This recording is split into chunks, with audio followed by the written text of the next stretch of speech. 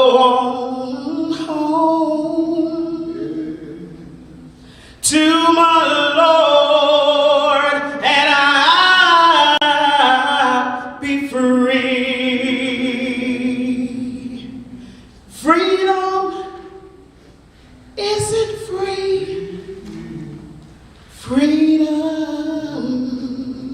no, it isn't free. You gotta pay the price. You gotta sacrifice for your liberty.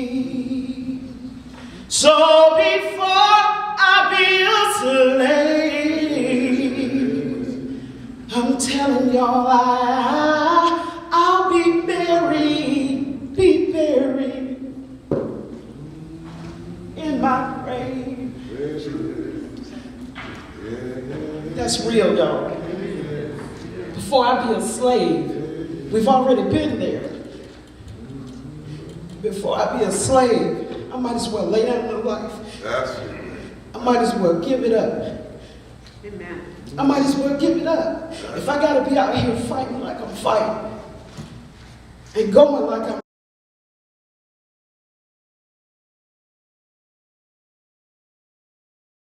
and part of the whole story.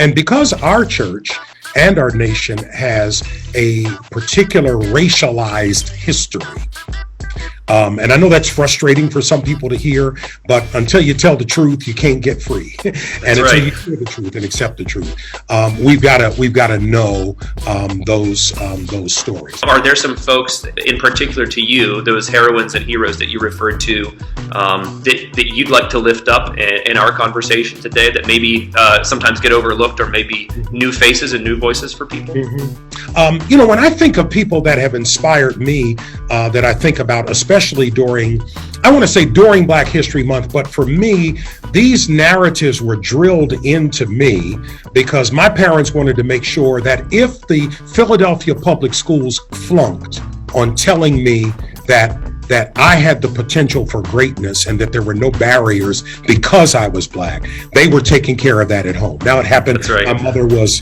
a public school teacher. My parents were first in their families to graduate from college, and we got some of this in school. But even up north, on the East Coast, I didn't get a lot of this in the Philadelphia Public Schools during the time I was going, but some, I would say. So they had these books that have narratives, short anecdotal biographies of famous Black people. So Dr. Charles Drew, blood plasma, Booker T. Washington, a great educator, and his narrative of Up From Slavery, Harriet Tubman, Sojourner Truth. I mean, I had to read those and then have conversation with my parents. And because I had no siblings, I mean, it was like if I didn't do my lesson, it was the school lesson, it was their lesson as well. I am so grateful. It wasn't onerous. They were lifting the bar. They were putting a halo above me. They were saying, son, you can be and do anything. And look at what your people have already achieved against tremendous odds. So here in the 50s, 60s, when I'm going to school, what they're saying is, son, you have no excuse. And the one thing that John Lewis was, among many other things, was filled and exuding of hope. And we think about these dark times we're in now, with COVID-19 having a disproportionate impact on Black and brown communities. America's racial reckoning, trying to decide and wrestling over who we are, who we've been, and who we say we want to become. How do we instill a sense of hope in this dark time?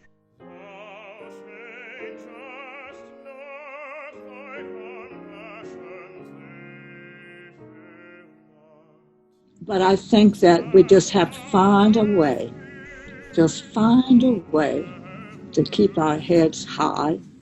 And we cannot face the tragic moment that we're in and fall into despair. We have to reach back and look at people like Harriet Tubman. Would she say, hang your head, or would she say that I pass the baton on to you so that you can do something greater than what I've done? And we know for a fact that John Lewis, along with so many other people, really put in work, really put in actionable ideas. They put into action, I should say, those ideas of freedom and justice and hope.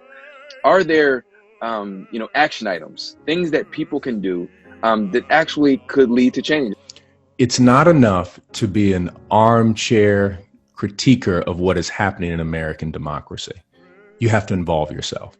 And so I believe that one of the first pieces is that we need a radical, powerful voting movement to ensure that we protect the rights of everyone in this nation. We don't have a choice. Voting is a necessity. Folks who say they're going to cast a protest vote or sit it out on account of a protest vote at a time like this, in this election in particular, I want them to ask themselves to think about the folks who can't afford to have them sit it out. I'm reflecting on the statement, if you change a man's heart, you can change his behavior.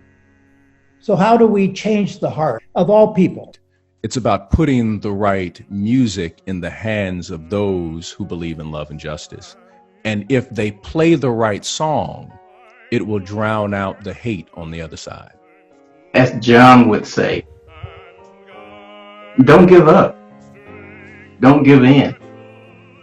Keep your eyes on the... We need a political Pentecost where we regain our speech and we learn once again how to talk in the tongues of justice and love and mercy, that we can challenge the narrative of the forces of oppression. We have to begin to reframe the conversation, not to talk about left policies and right policies, but let's talk about violence versus nonviolence. You know how Coretta Scott King said it? She said, listen, poverty can produce violence. She said, starving a child is violence, suppressing a culture is violence, neglecting school children is violence, discrimination against a working person is violence, ghetto housing is violence, ignoring people's medical needs is violence, contempt for equality is violence, and even a lack of willpower to do anything or say anything to help humanity is a sick and sinister form of violence. So the question for us today is, are we going to be on the side of violence or nonviolence? I choose nonviolence. Facing the rising sun of a new day begun. Let us march on. Let us march on. Till victory is won. Now we add a little something to it. Just to encourage you. We're going to take you to church later. Let's go! We'll keep marching right until the victory is won. To all my brothers out there, hold your head up, brother.